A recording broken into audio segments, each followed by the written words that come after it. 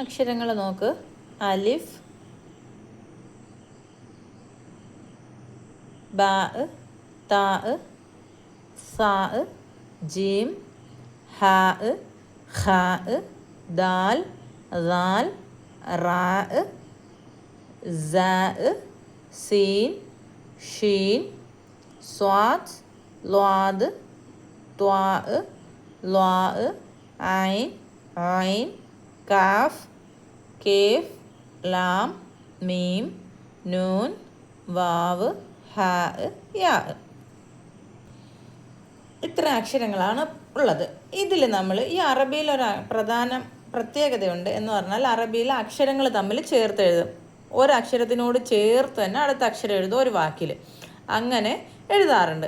എന്നാൽ അതിൽ ഈ അലിഫ്, ദാൽ, ദാൽ, റാ, സാ, വാവ് ഈ ഇത്ര അക്ഷരങ്ങളോട് ചേർത്ത് മറ്റൊരക്ഷരവും എഴുതാറില്ല. അതായത് ഈ അക്ഷരങ്ങൾ കഴിഞ്ഞിട്ട് അതിനോട് ചേർത്ത് വേറൊരു അക്ഷരം എഴുതില്ല. പക്ഷേ ഇവ മറ്റക്ഷരങ്ങളോട് ചേർത്ത് എഴുതാറുണ്ട്. മനസ്സിലായോ?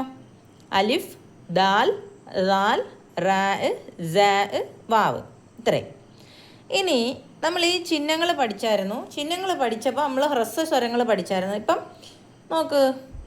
ആ, ഫത്തഹ്, കിസർ, ലം ഇത് മൂന്നും ഹ്രസ്വ സ്വരങ്ങളാണ്. അതായത് ഫത്തഹ് കൊടുക്കുമ്പോൾ ആ, കിസർ കൊടുക്കുമ്പോൾ ഈ, അക്ഷരത്തിന് മുകളിൽ ലം കൊടുക്കുമ്പോൾ ഓ. ആ, ഈ, ഉ ഇത് മൂന്നുമാണ് ഈ ഹ്രസ്വ സ്വരങ്ങളെന്ന് പറയുന്ന അതിനുള്ള ചിഹ്നങ്ങൾ.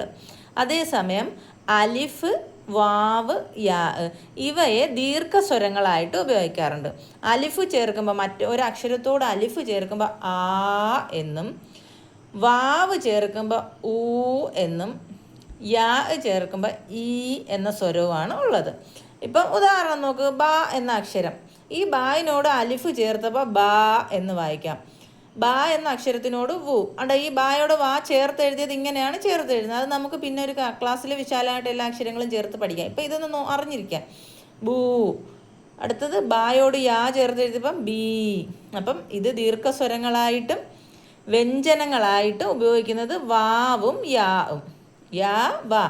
വാവ്, യാ ഈ അക്ഷരങ്ങൾ ദീർഘസ്വരങ്ങളായിട്ട് ഉപയോഗിക്കും, വ്യഞ്ജനങ്ങളായിട്ട് ഉപയോഗിക്കും. അതേസമയം അലിഫ് ദീർഘസ്വരമായിട്ട് മാത്രമേ ഉപയോഗിക്കാറുള്ളൂ. അലിഫ് ദീർഘസ്വരമായി മാത്രം. ബാക്കിയുള്ള അക്ഷരങ്ങളെല്ലാം വ്യഞ്ജനങ്ങളായിട്ട് ഉപയോഗിക്കും. അപ്പോഴും നോക്ക്, ഹ്രസ്വസ്വരമായിട്ട് വന്നത് ബാ, ബി, ബു. ബാ, ബി, ബു. ഫത്തഹ്, കിസർ, ലം. ഇവിടെ നോക്ക്. ബാ വരാൻ അലിഫ് ചേർത്തു, ബൂ വരാൻ വാവ് ചേർത്തു, ബി വരാൻ യാ ചേർത്തു. അത് മനസ്സിലായല്ലോ അക്ഷരങ്ങൾ?